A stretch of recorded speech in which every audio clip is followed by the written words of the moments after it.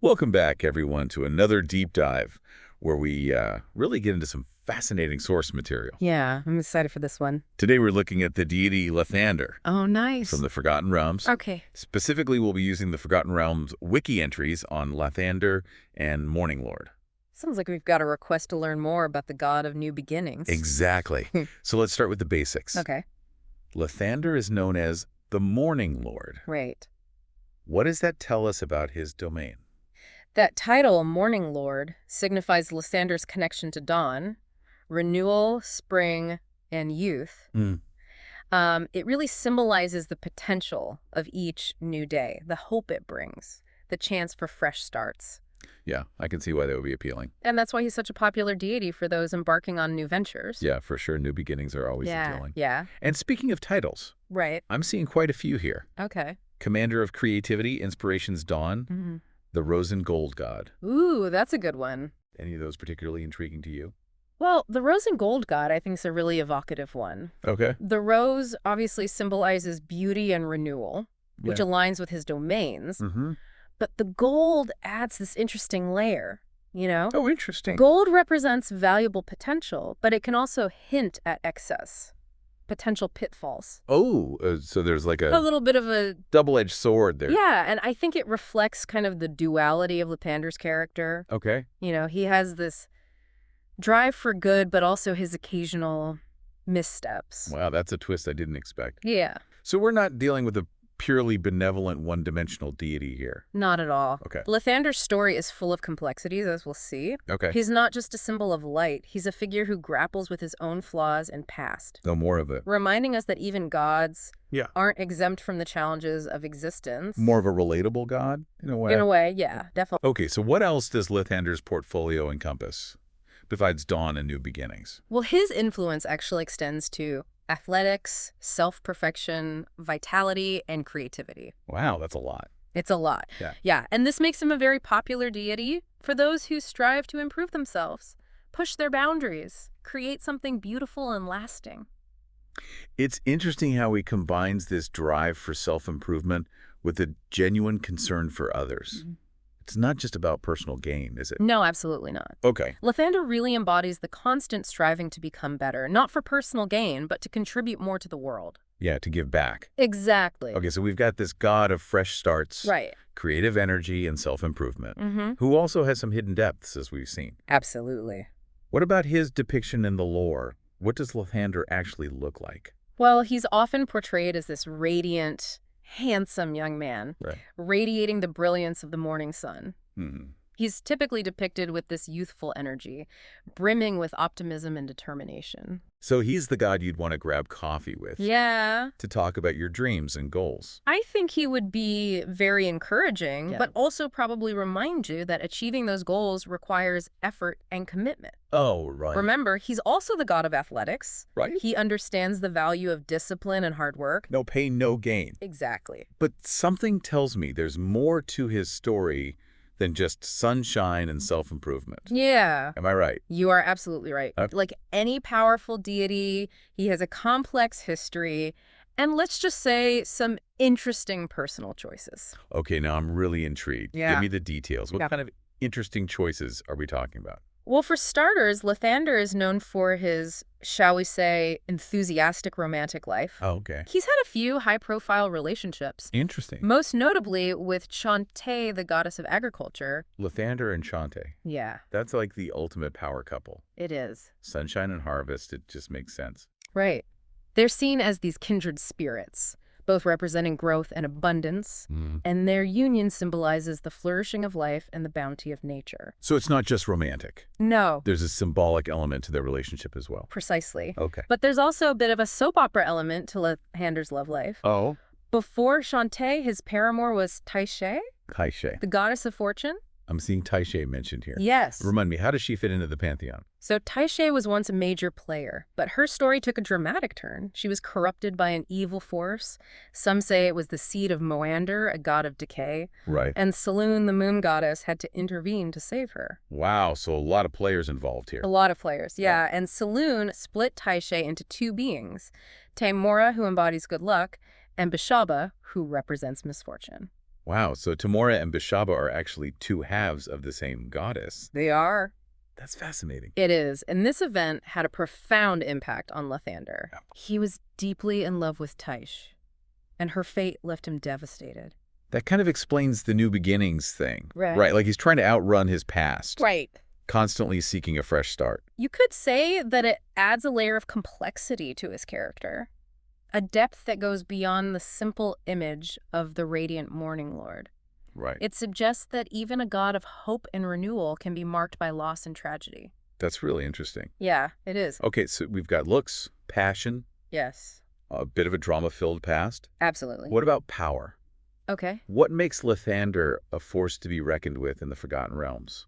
Well, Lathander's power stems from his connection to the sun.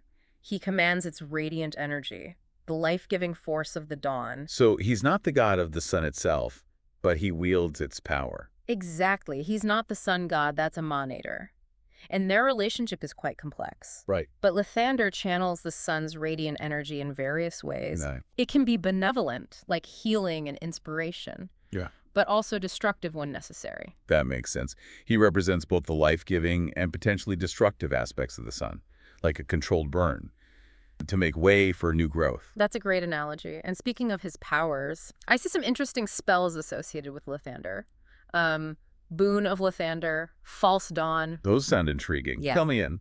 Okay, Boon of Lathander is a powerful spell that enhances the abilities of those who receive it, granting increased strength, speed, and resilience. Okay, so it's like a divine power-up Yeah. with the potential for both good Yes. and, well, less good. Exactly. It reflects that duality we discussed earlier. Right. False Dawn, on the other hand, is more subtle. It creates an illusion of daybreak, Oh. which can be used to disorient enemies or provide cover for allies. I could see how that would be strategically useful, Yes. especially for Lathander's followers. Speaking of his followers, we can't forget the Morninglords. What's their deal? They sound pretty badass. The Morninglords are a special order of Lathander's priests. Renowned for their devotion and unique abilities, they are skilled healers, channeling Lathander's radiant energy to mend wounds and cure diseases. So they're like holy medics, bringing the light of Lathander to those in need. Yes, but they're also formidable warriors, particularly effective against the undead. Okay, so they're not just healers. No, they represent the active, outward-facing aspect of Lathander's faith, putting hope and renewal into action. It's really interesting. They're not just preaching about a better world, they're fighting for it. Exactly. They embody Lathander's commitment to both personal growth and making a positive impact on the world. It seems like Lathander has left his mark on the Forgotten Realms in some pretty significant ways. What about his legacy? How does he continue to influence the world today? That's where things get even more interesting. Lathander's past is not without its controversies. Okay. He was a key player in the Dawn Cataclysm, an attempt to reshape the pantheon that, shall we say, didn't go quite as planned. Why reshape the pantheon? That sounds pretty ambitious. Yeah. What was he trying to achieve? Well, Lathander believed that the pantheon had become stagnant, too focused on the old ways. He wanted to usher in a new era of hope and progress for the Forgotten Realms. But his methods were, perhaps, a bit heavy-handed. And I'm guessing not everyone was on board with this grand plan. Definitely not. The Dawn Cataclysm led to significant conflict, even death among the gods. Wow, so it lived up to its name. It did. The Cataclysm. Yeah. Huh. And Helm, the god of protection, still holds a grudge against Lathander for indirectly causing the death of his lover Myrdain during that tumultuous time. Wow, talk about holding a grudge. Yeah. It sounds like Lathander's actions had some serious unintended consequences. So how does his legacy play out in the modern Forgotten Realms? Is he still trying to shake things up? He's definitely still a powerful force, but his approach has become more subtle, more focused on individual growth and inspiration, rather than grand cosmic schemes. Okay. You could say he's learned from his past mistakes. That seems wise. Less cataclysm, more personal touch. Exactly. But there's still a lot of tension surrounding his relationship with Amalanator, the ancient Netherese god of the sun. We touched on that earlier. What's the deal with those two? Are they rivals, allies, or something in between? It's complicated. They were once seen as aspects of each other, two sides of the same solar coin. Okay. Lathander representing the dawn, the potential, and Amalanator representing the sun's full power and unwavering presence. Okay. But after the second sundering, they became distinct entities again. So now there's a divide where there used to be unity. I wonder how that affects their followers. It's an interesting question. Some scholars believe that there might still be some underlying connection between them, that Lysander might still draw power from Ammanator, even if they are now separate beings. So there's still some mystery there, some unresolved tension. I wonder if that will play out in future events in the Forgotten Realms. It certainly adds another layer of intrigue to Lathander's story, and it raises questions about the future of the Pantheon itself. Will these two powerful deities continue on separate paths, or might their destinies converge again someday? That's a fascinating thought. Okay, we've covered a lot of ground here. From Lathander's origins and powers to his rather dramatic personal life and impact on the Forgotten Realms. But let's bring it back down to earth for a minute. What does all this mean for our listener? Why should they care about Lathander and his story? That's a great question. You see Lathander's story for all its divine scale. Speaks to very human experiences, his struggles with loss, his desire for renewal, his flaws and triumphs all resonate with our own journeys. You're saying there's something we can learn from him, even if we're not aspiring demigods. Absolutely. Okay. By understanding Lathander, we can gain insights into the power of hope, the importance of new beginnings, and the challenges of overcoming our past.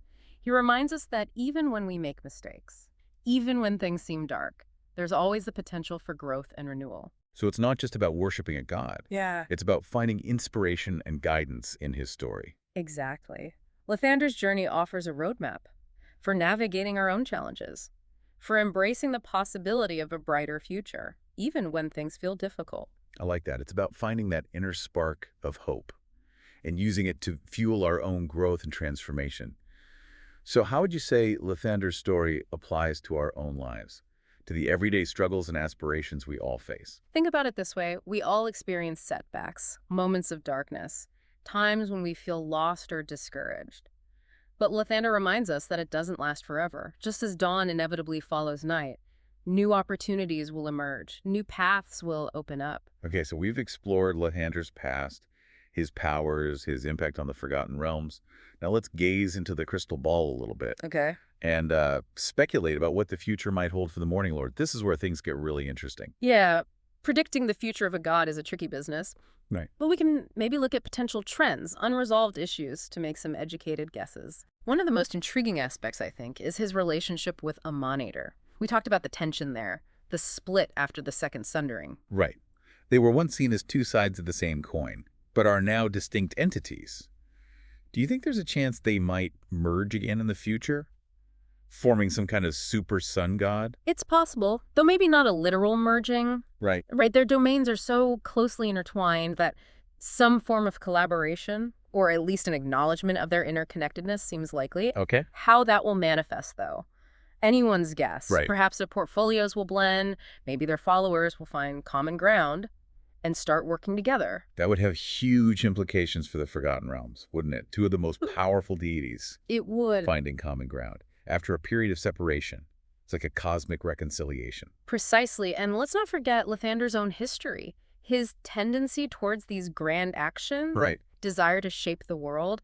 The Dawn Cataclysm might have been a misstep, but it demonstrates his ambition. Right. He's not afraid to take action. Exactly. Who's to say he won't try something similar again? Perhaps with more wisdom and finesse this time. That's a good point. He's learned from his mistakes. But his core personality remains the same. He's still driven by that urge to create, to improve, to bring about a brighter future. Yeah, maybe he'll find a new, more effective way to enact his vision. Yeah. And the Forgotten Realms is a dynamic setting. New threats are constantly emerging, old alliances shifting, the balance of power is always in flux. It's a very active setting. Yeah, and Lathander might be called upon to play a more active role in shaping these events, not necessarily through these grand schemes, but through guiding his followers, inspiring them to action. Okay, so instead of forcing change on the world, he might empower others to be the agents of that change. Exactly. That seems more in line with his focus on individual growth and self-perfection. Precisely, and who knows? What new heroes, what champions might emerge, empowered by Lathander's light to confront those challenges. That's a really interesting thought. Think about the Morninglords, with their unwavering dedication to healing, to protecting, to fighting for a brighter future.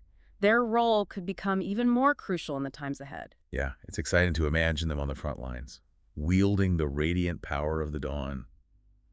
to banish shadows and restore balance to the world. Right. They really embody that active, outward-facing aspect of Lathander's faith. Yeah, for sure. So Lathander's future is ultimately intertwined with the fate of the Forgotten Realms itself. And that's a story that's still being written. We can speculate, we can analyze, but ultimately the future remains open to possibility. That's the beauty of it, isn't it? There's always more to explore, more to discover. And that's where you, the listener, come in. We've provided a foundation, a framework for understanding Lathander and his significance. But now it's up to you to delve deeper, to engage with the lore, and see what resonates with you. The Forgotten Realms Wiki is a fantastic starting point. It's packed with information about Lathander, his followers, his enemies, the world he inhabits. So much to discover. Yeah, take this knowledge, combine it with your own imagination, and see where the path leads you. Exactly. And as you explore, consider this question. If Lathander represents the potential of each new dawn, what does that mean for you? How can you embody that spirit of hope, renewal, and creative action in your own life? Lathander's story isn't just about a god. It's about us. It's about our capacity for growth, for change, for creating a world that reflects the brilliance of the dawn. Well said. We encourage you to continue this journey of discovery on your own. Keep exploring, keep questioning, and keep diving deep.